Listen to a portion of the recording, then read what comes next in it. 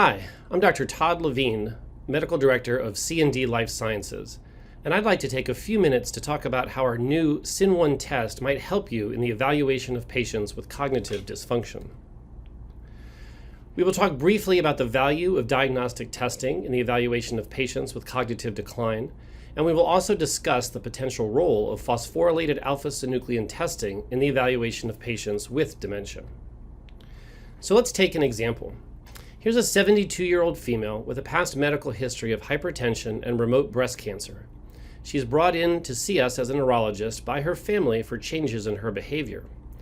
The husband states that for the past year, they have noticed that there's been some progressive memory issues.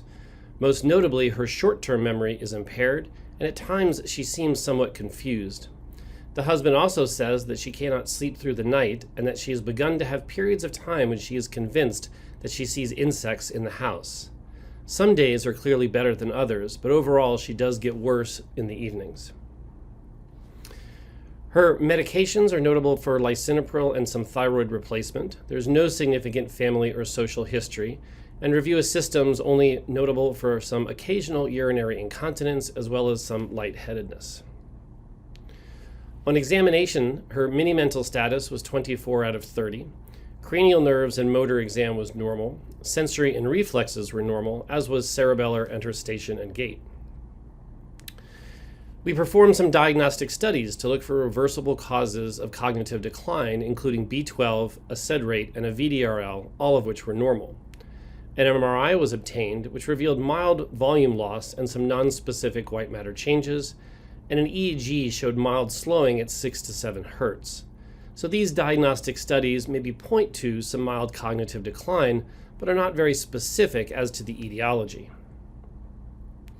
What would we do next? Well, one could consider an amyloid PET scan to see whether or not there is evidence for Alzheimer's disease, and this test has begun to be adopted more in clinical testing, but at the moment is not widely available and is very expensive.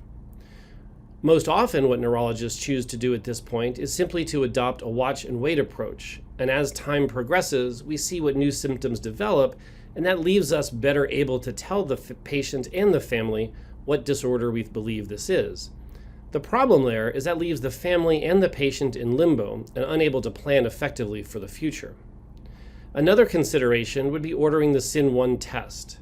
In this case, we did that to look for evidence of a synucleinopathy, which would help us confirm a diagnosis of dementia with Lewy bodies. So the SYN1 test involves taking 3 small 3mm punch biopsies from the treating physician's office. These are sent back to our lab in Phoenix, Arizona at C&D Life Sciences, where we process the tissue with 4 different types of stains. We first do an H&E to look for inflammatory changes or other skin pathologic abnormalities, and none were found in this case. We do a PGP stain, which is the green stain that you can see at the right bottom of your screen, to look for the nerves, as well as looking for the intraepidermal nerve fiber density, and that was normal in this case as well. We also do a Congo red stain to look for any evidence of amyloidosis. Finally, the last stain that we perform is a phosphorylated alpha-synuclein stain, which looks for the abnormal form of the alpha-synuclein protein. And if you look at panel A, you can see several different nerve fibers staining bright red, which is the signal for the phosphorylated alpha-synuclein. And then we can merge panels A and B together, and you see the orange staining where the phosphorylated alpha-synuclein co-localizes to within the nerve fibers. This gives us a very specific pathological finding, which supports the finding of a synucleinopathy. The SYN1 test is useful in patients like this to give us a better insight into what is going on inside the patient's nerves and what pathologic process there is. An abnormal test, as in this case, identifies that phosphorylated synuclein is present within the nerves and therefore defines a synucleinopathy. Clinicians then use the results of this SYN1 test along with other clinical features to help make a more specific diagnosis. In this case, the patient with cognitive decline and some behavioral abnormalities which were worrisome for dementia with Lewy bodies was found to have an abnormal SYN1 test, which helps support a diagnosis of dementia with Lewy bodies and makes it less likely to be Alzheimer's disease. Unfortunately, in this case, dementia with Lewy bodies does carry a worse prognosis, but this can help the patient and their family plan for things to do in the future to help keep her safe. We hope that you can see that in this case, as in some cases when people with cognitive decline, the SIN1 test can be helpful and can help us choose a more direct path towards a more accurate diagnosis.